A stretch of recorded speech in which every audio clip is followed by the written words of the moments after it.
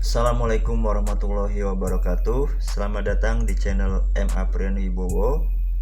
Kali ini kita akan membahas mengenai penahanan Crazy Rich ya.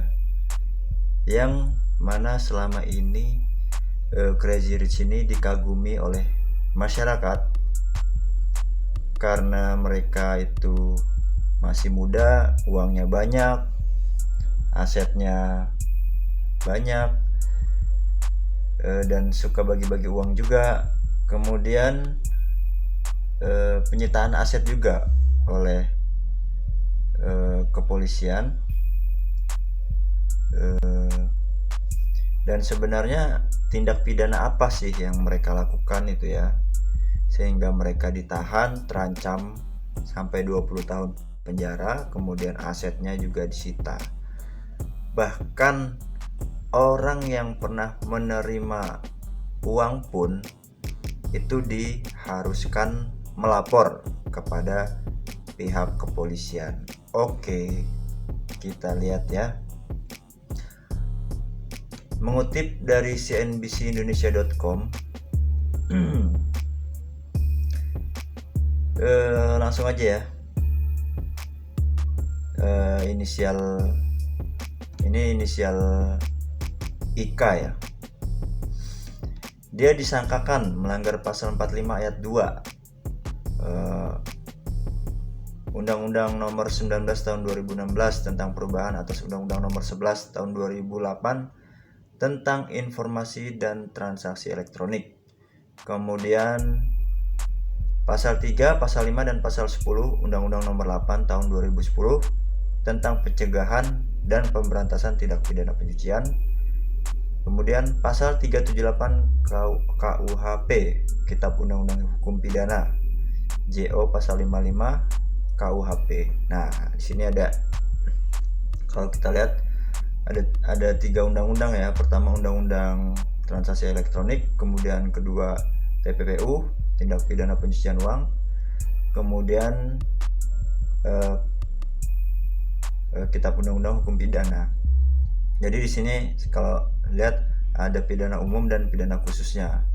Oke, kita ke pidana umumnya dulu ya. Pasal 378 KUHP.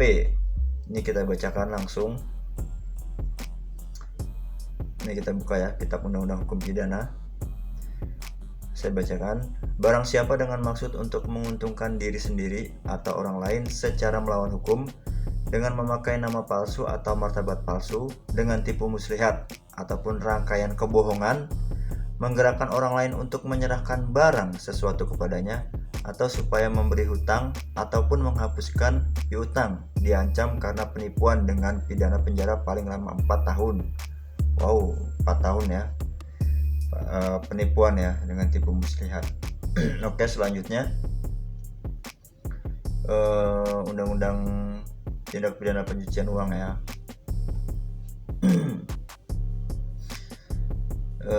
Di sini pasal berapa tadi tuh? Pasal 3, 5 dan 10 ya. Oke, kita bacain.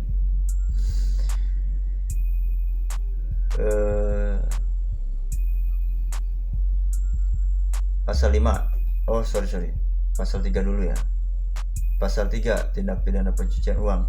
Setiap orang menempatkan, mentransfer, mengalihkan, membelanjakan, membayarkan, menghibahkan, menitipkan, membawa ke luar negeri, mengubah bentuk, menukarkan dengan mata uang atau surat berharga, atau perbuatan lain atas harta kekayaan yang diketahuinya atau patut diduganya merupakan hasil tindak pidana sebagaimana dimaksud dalam pasal 2 ayat 1 dengan tujuan menyembunyikan atau menyamarkan asal-usul harta kekayaan, dipidana karena tindak pidana pencucian uang dengan pidana penjara paling lama 20 tahun dan denda paling banyak 10 miliar. Oh my god, 20 tahun guys.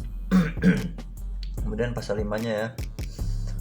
Setiap orang yang menerima atau menguasai penempatan, pentransferan, pembayaran, hibah, sumbangan, penitipan, penukaran, atau penggunaan harta kekayaan yang diketahuinya atau patut diduganya merupakan hasil tindak pidana Sebagaimana dimaksud dalam pasal 2 ayat 1, tindak pidana dipidana dengan pidana penjara paling lama 5 tahun dan denda paling banyak 1 miliar. Oke, ini pasal 5-nya ya.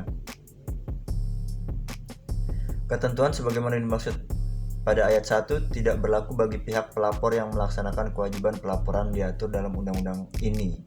Oke. Kalau dia melapor, dia tidak berlaku ya. Kemudian pasal berapa tadi ya? Pasal 10 ya. Oke. Setiap orang yang berada di dalam atau di luar wilayah negara kesatuan Republik Indonesia yang turut serta melakukan percobaan, pembantuan atau pemufakatan jahat untuk melakukan tindak pidana pencucian uang dipidana dengan pidana yang sama sebagaimana dimaksud pasal 3, pasal 4 dan pasal 5. Oke. Kemudian ini di undang-undang ininya ya. Undang-undang transaksi elektronik ya. Nih. Dia kena pasal 42 ayat 2 ya. 45 ayat 2. Nih. 45 ayat 2. Setiap orang yang dengan sengaja dan tanpa hak mendistribusikan dan atau mentransmisikan dan atau membuat dapat diaksesnya informasi elektronik dan atau dokumen elektronik yang memiliki muatan perjudian sebagaimana dimaksud dalam pasal 27 ayat 2 dipidana dengan pidana penjara paling lama 6 tahun dan atau denda paling banyak 1 miliar rupiah. Jadi ini nih guys yang dikenakan yang dilanggar oleh IKA dan juga ini ya DS ya. Jadi perlu diketahui bahwa tindak pidana itu ada yang umum di mana diatur di KUHP seperti tadi ya penipuan, dan juga ada yang khusus tadi yang di tindak pidana pencucian uang ya. Kemudian ada juga di undang-undang tentang informasi dan transaksi elektronik guys. Nah jadi ketika perbuatan ini dirumuskan di dalam undang-undang dan itu apabila melanggar dikenakan sanksi baik itu penjara maupun denda, nah itu menjadi tindak pidana yang tidak boleh dilanggar. Dan semua orang itu walaupun dia nggak ngerti undang-undangnya, dianggap dia paham walaupun dia belum pernah baca undang-undang ini. Ketika itu sudah diundang-undangkan, namanya diundangkan ya, artinya itu diedarkan ke seluruh Indonesia ya. Oke, itu aja guys ulas berita kali ini, sekedar untuk sharing supaya pada tahu ya, supaya jangan ada kejadian lagi seperti ini dimana si IKA ini dengan aplikasi mengajak orang untuk invest di aplikasi Binomo ya. Jadi semacam kayak trading lah. Jadi dia sebagai afiliator ya, atau marketingnya gitu. Jadi katanya sih kalau orang yang masuk ke situ iming-imingnya jadi kaya gitu seperti dia. Nah ternyata dari ribuan orang yang udah masuk ke situ duitnya malah ludes. Nah oke, sampai jumpa di video selanjutnya ya. Mungkin ini menarik untuk dibahas nih, untuk terutama ya ingin tahu hukum. Terima kasih.